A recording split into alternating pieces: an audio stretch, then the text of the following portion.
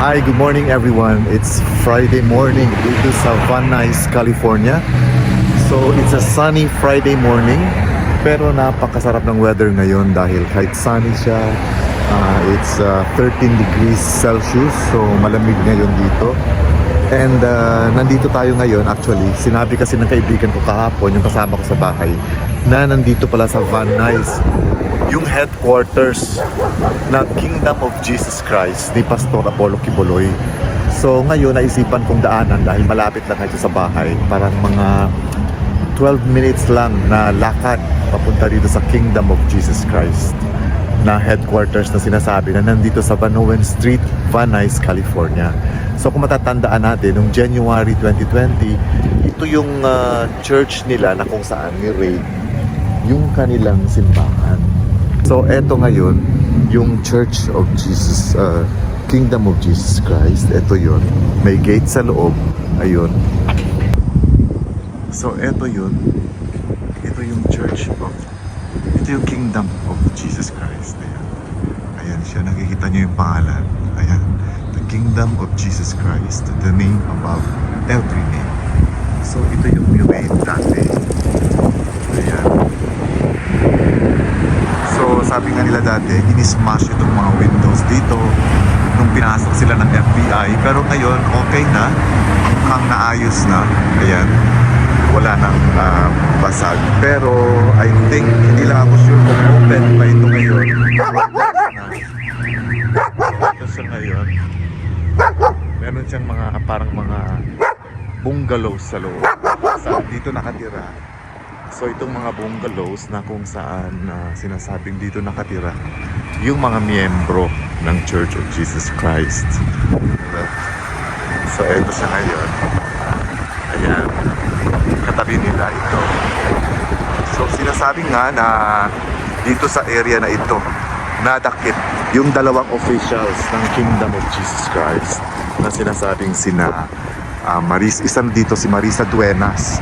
Si Marisa Duenas, kung maalala natin last week, siya yung kumbaga ay nag-plead ng guilty sa mga kasong isinampa laban sa kanya, katulad ng isa na doon yung human trafficking at saka yung fraud or yung sinasabing fake marriages or sham marriages na kung saan sinasabi nga na nagdadala sila dito ng mga babae as volunteers.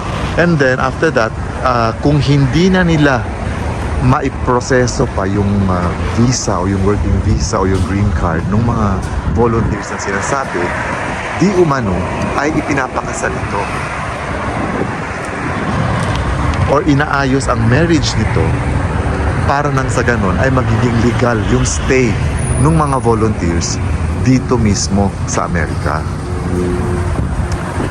So itong si Marisa Duenas, sinasabi na nag-plead ng guilty sa mga charges laban sa kanya. Personally, para lang sa kanya, she's not speaking for the whole Church of Pastor Apollo Quiboloy, nor about dun sa mga kaso na hinaharap ni Pastor Apollo Quiboloy. So ito ay para sa sarili niya lang na kung saan sinasabi nga niya, na kung saan inaamin nga niya na guilty siya sa mga charges. Ang dahilan nito ay para gumaan yung sentensya laban sa kanya. So hindi totoo yung balibalita na na-dismiss na yung kaso ni Pastor Apollo Quiboloy dito sa Amerika.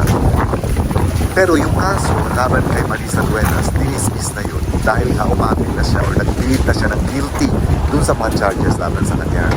But the reason kung bakit niya ginawa yun is it's not because para mawalan, para tanggalin niya yung loyalty niya sa church ni Quiboloy. Kung hindi, para lang ito sa personal reasons niya na mababaan yung sentensya laban sa kanya. So hindi ko masyado nakukunan yung compound ng Kingdom of Jesus Christ dahil merong babae doon. So medyo parang nahihiya ako. Nahihiya rin siyempre ako na makita niya na kinukunan ko. Dahil siyempre alam natin na controversial yung Kingdom of Jesus Christ dito sa Amerika. Dahil nga ni-raid ito ng FBI at naglabas na sila ng wanted list laban kay Pastor Apollo Quiboloy at sa iba pang mga sangkot sa sinasabing human trafficking, sa sinasabing abuses na ginawa di umano dito sa church or dito sa Kingdom of Jesus Christ. And kasama na dito yung mga sham ng na-shock na religious na sinasabi. Well, anyway, dadaan ako ulit doon kasi doon ang daan ng pabalik ng bahay namin. So, kukunan ko ulit yung lugar na sinasabi kung saan nandito yung Kingdom of Jesus Christ headquarters. Nandito yung opisina ng Kingdom of Jesus Christ sa Van Nuys, California. At nandito rin yung ilang mga one-story bungalows na kung saan dito nakatira yung mga miyembro ng sinasabi Kingdom of Jesus Christ ni Apostol Apollo Kibuloy.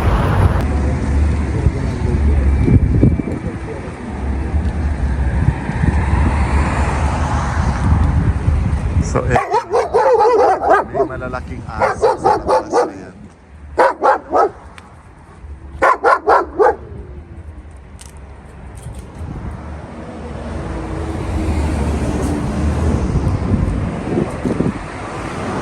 So yung may mga aso na nakita na nadaanan natin doon, yun yung compound ng church ng Kingdom of Jesus Christ. Ito siguro yung entrance ng kanilang opisina. Tapos ito yung entrance papasok sa mga villas na kung saan pwedeng pumasok yung mga kotse. So ayan siya. Tahimik naman yung lugar at maganda actually, malinis. Lalong-lalo na yung mga bahay sa loob, pero wala akong nakikitang tao except yung babae kanina na parang inaayos o inaalagaan yung mga tanim nila. And this is all for now mga kaibigan, and I hope nakapagbigay ko ng konting information tungkol din sa Kingdom of Jesus Christ ni Pastor Apollo Kibuloy dito sa Van Nuys, California. Have a good day everyone, and God bless.